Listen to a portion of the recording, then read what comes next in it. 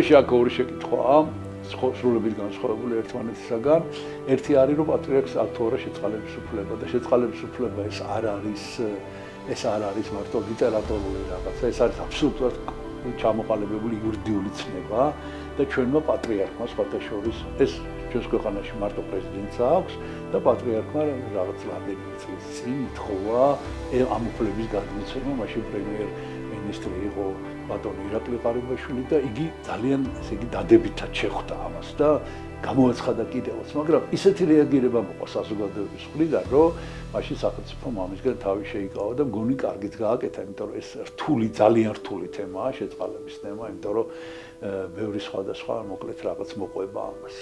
ასე რომ არა აქვს პატრიარქს, არა აქვს შეწყალების უფლება, ჩვენ არა თუ არა აქვს, არამედ ჩვენ იყო ესეთ შემთხვევაც, რომ სინოდმა მიმართა პრეზიდენტ შეწყალებისას და პრეზიდენტმა უარი თქვა შეწყალებაზე. ეს იყო ასეთი შემთხვევა, ხა აღარ ჩაუბრმავდები, ეს ერთი. რაც შეეხება მიხეილ სააკაშვილის შეწყალებას, მე ამასთან დაკავშირებით განსხვავებული აზრი გამოჩნია საერთოდ. მე მიმაჩნია, რომ არ შეიძლება, ჩემი აზრი ასეთია, რომ არ შეიძლება, რომ ქვეყნის პირველი პირი ისეთივე წესით გაასამართლო, როგორც ნებისმიერი სხვა მოქალაქე.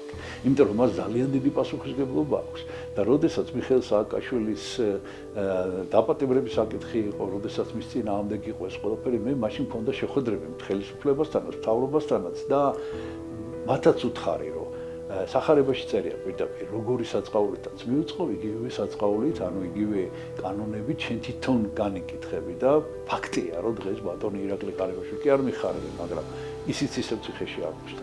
არ არის სწორი ეს საერთოდ. პირველი პირის გასამართლება ასეთნაირად არასწორია.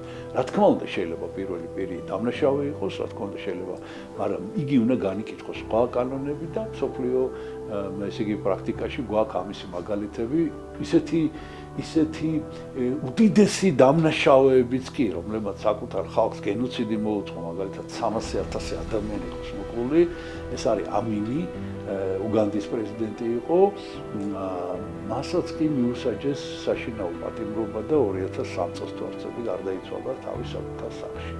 ოღონდ ეს იყო სრულებით განსაკუთრებული შემთხვევა. ამიტომ, რა თქმა უნდა, მე არ მაქვს ეს ილუზია, რომ არავის არაფერი არ დაუშავებია, რა თქმა უნდა, დამნაშავეები არიან, ოღონდ სახელმწიფო არის, ესე რომ ვთქვათ, ძალადობრივი მექანიზმი. თუ შენ სახელმწიფოში მოღვაწეობ და სახელმწიფოში შეუძლებელია სახელმწიფო მართლობაში არ ჩაიდინო რაიმე, ჩვენი ჩვეულებრივი აზრით დამიშავა.